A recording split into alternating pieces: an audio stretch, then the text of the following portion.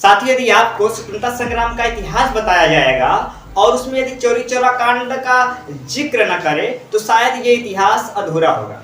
ठीक उसी प्रकार यदि हम चौरी चौरा कांड का जिक्र करें और उसमें एक महान दलित नायक रमापति चमार जी के बारे में न बताया जाए तो शायद ये चौरी चौरा कांड का इतिहास भी अपने आप में अधूरा रहेगा।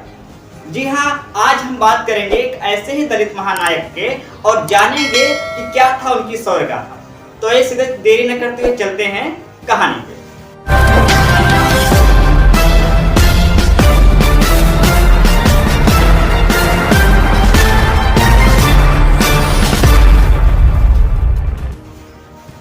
तो साथियों, ये समय था 2 फरवरी 1922 का।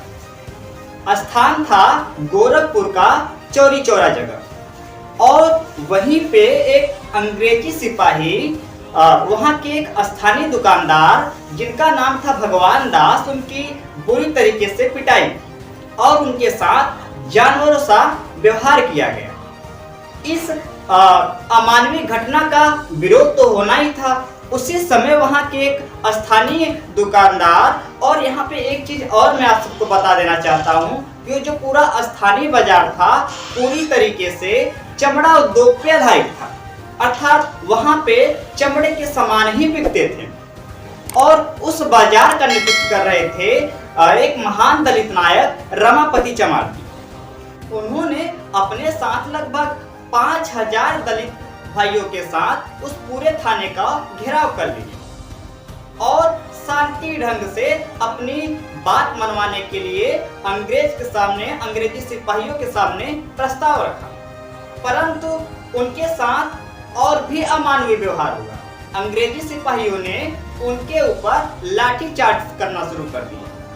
अब इस लाठीचार्ज के विरोध में दलित सिपाही, दलित भाई भी हमारे, उनके ऊपर पत्थर चलाना शुरू कर दिया और इस प्रक्रिया से अंग्रेजी सिपाही एकदम बौखला गए और अंततः उन्होंने गोली चलाने का आदेश दे दिया।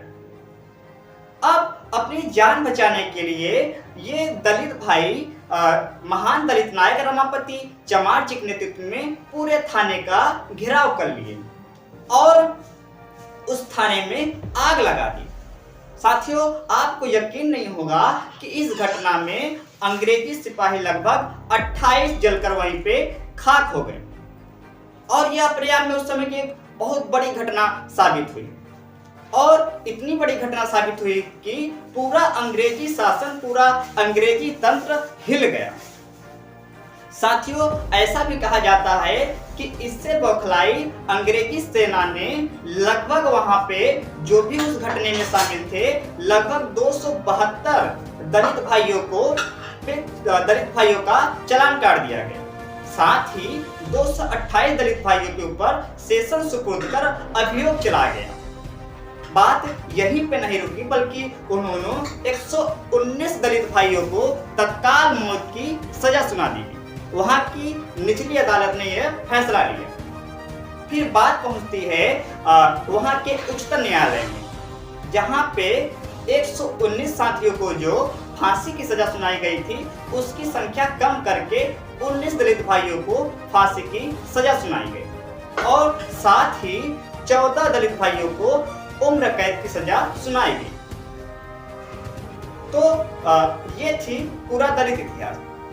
फिर समय वो आता है जब वो महान दलित नायक रमापति चमार जी लगभग अपने 18 साथियों के साथ 2 जुलाई 1923 को चौरी चौरा जगह पे फांसी उनको दे दी जाती है और वो वीर गति को प्राप्त होते हैं।